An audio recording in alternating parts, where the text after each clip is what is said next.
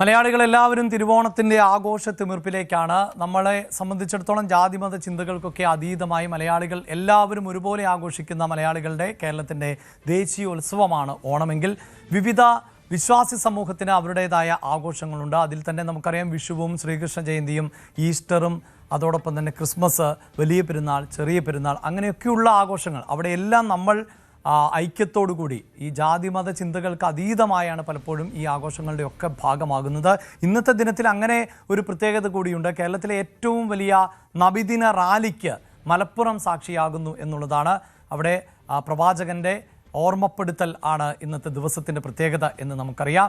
മാദിൻ അക്കാദമിയുടെയും വിവിധ സുന്നി സംഘടനകളുടെയും സംയുക്ത ആഭിമുഖ്യത്തിൽ നടന്ന സ്നേഹ റാലി ആവേശം നിറച്ചു.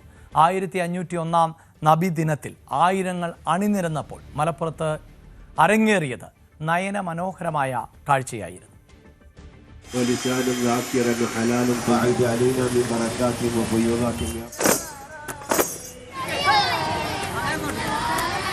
ദഫിന്റെയും ഫ്ലവർ ഷോയുടെയും വിവിധ കലാവിഷ്കാരങ്ങളുടെയും അകമ്പടിയോടെ നടന്ന റാലിയിൽ ആയിരക്കണക്കിന് പ്രവാചക പ്രേമികളാണ് അണിനിരന്നത്. Samastha Kerala Jamiyyathul Ulama president E Sulaiman Musliyar rally ഉദ്ഘാടനം ചെയ്തു. മാദീൻ അക്കാദമി ചെയർമാൻ സയ്യിദ് ഇബ്രാഹിമുൽ ഖലീൽ അൽ ബുഖാരി നബിദിന സന്ദേശം നൽകി. മാദീൻ റിബാത്തുൽ ഖുർആൻ ഹിഫ്ൾ വിദ്യാർത്ഥികൾ അവതരിപ്പിച്ച മെഗാദഫും ഫ്ലവർ ഷോയും റാലിയുടെ പ്രധാന ആകർഷണമായി. വിവിധ ഭാഷകളിലുള്ള നബി കീർത്തന കാവ്യങ്ങളും മതഗാനങ്ങളുമായി നീങ്ങിയ റാലിയിൽ മാദീൻ സ്ഥാപനങ്ങളിലെ വിദ്യാർത്ഥികളും പൊതുജനങ്ങളും പങ്കുചേർന്നു.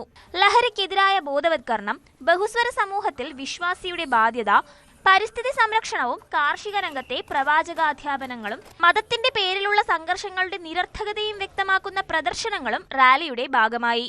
ന്യൂസ് 18 മലപ്പുറം. കൂടുതൽ വാർത്തകൾക്ക് news 18 Keralam YouTube channel subscribe ചെയ്യുക.